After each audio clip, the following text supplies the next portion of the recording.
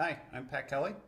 Okay, in this problem, for some vector v, they give us our initial point and our terminal point, and they ask us to do three things. The first thing is to draw the directed line segment that would represent this vector. So we'll start there, which really just means to plot these points, 2, 0, and then 5, 5,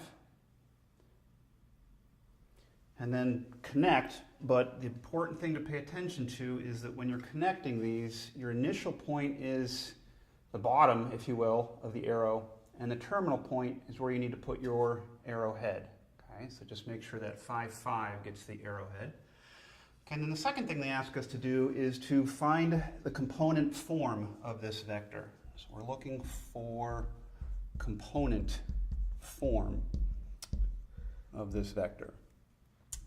And so here's what you want to be thinking, is we're going to end up writing our vector with an x component and a y component. And in order to get those components, which you want to pay attention to, is you are just subtracting the x coordinates of these points. 5 take away 2, 5 subtract 2.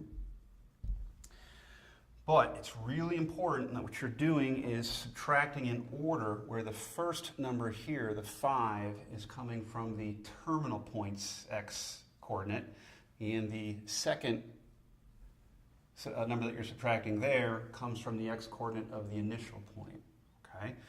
And now I'll do my comma and do the same thing with your y values and in the same order. So I'll grab this 5, subtract this 0,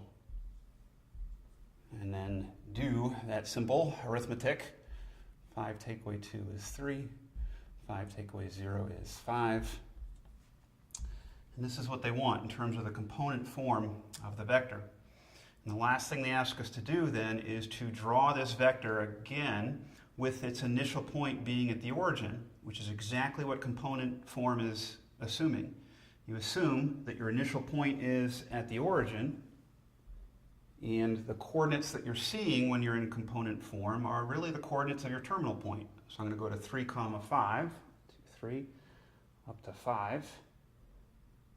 And I'll do my best to keep this somewhat neat again. If I draw the line segment starting at 0, going up to that 3, 5, like that.